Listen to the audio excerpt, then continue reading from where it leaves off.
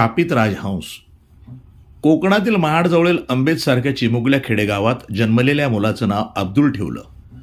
लहानपणापासून हुशार असलेला हा मुलगा पुढं खूप मोठा माणूस होणार याची चुणूक वडिलांना लवकरच उमगली. त्यांनी पोटाला चिमटा देत त्याला शिक्षणासाठी प्रवृत्त केलं. हा तरुण बॅरिस्टर पदवी घ्यायला लंडन इथं गेला. तिथं भारतीयांच्याबद्दल अनुद्गार काढणाऱ्या तत्कालीन पंतप्रधान विन्स्टन चर्चिलवर भर सभेत खुर्ची भिरकवणारा, तिथंच माफी मागण्यास भाग पाडणारा असा अब्दुर्रहमान अंतुले पुढे महाराष्ट्राचे मुख्यमंत्री झाले.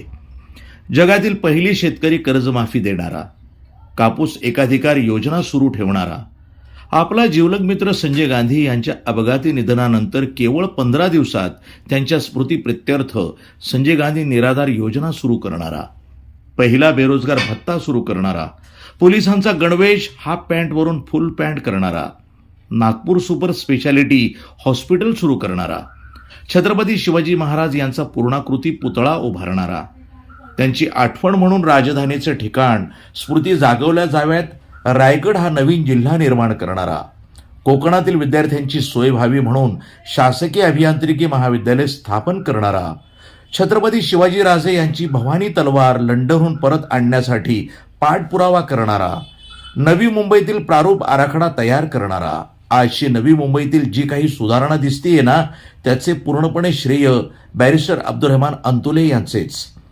शेतकरी कामगार पक्षाच्या नेत्यांशी जवळीक साधून शेती तसंच शेतकरी विषयक प्रश्नांवर जागरूक असणारा, महाजन रिपोर्ट अनकवर्ड नावाचे पुस्तक लिहून महाराष्ट्र कर्नाटक सीमा विवाद चिरफाड करणारा, आजही त्यांचे पुस्तक बेळगाव सीमा प्रश्न बाबतीत कोर्टातील लवादाच्या वेळी संदर्भ ग्रंथ म्हणून वापरलं जातं असा हा अवलिया महाराष्ट्रातील तत्कालीन सरंजामी सहकारी लॉबीच्या घाणेरड्या राजकारणाचा बळी ठरला.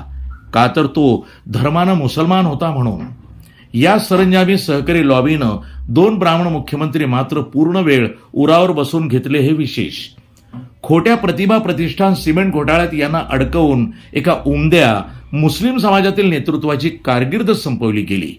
त्यावेळी सगळे विरोधात असताना केवळ स्वर्गीय बाळासाहेब ठाकरे मात्र अंतुले साहेबांच्या शेवटपर्यंत पाठीशी उभे होते. हे मात्र विशेष नमूद करण्यासारखी बाब. आज त्यांचा जयंती दिवस. त्यांच्या पवित्र स्मृतींना विनम्र अभिवादन. येणाऱ्या भावी मराठी मुस्लिम पिढ्यांना आपल्यातील एक सामान्य मराठी मुस्लिम माणूस एकेकाळी महाराष्ट्राचा मुख्यमंत्री होता हे कदाचित आठवणार देखील नाही. सूरज हूं जिंदगी की रमक छोड़ जाऊंगा, मैं डूब भी गया तो शफक छोड़ जाऊंगा. जनाब बॅरिस्टर अब्दुर्रहमान अंतुले, खिराज अकीदत मुबारक.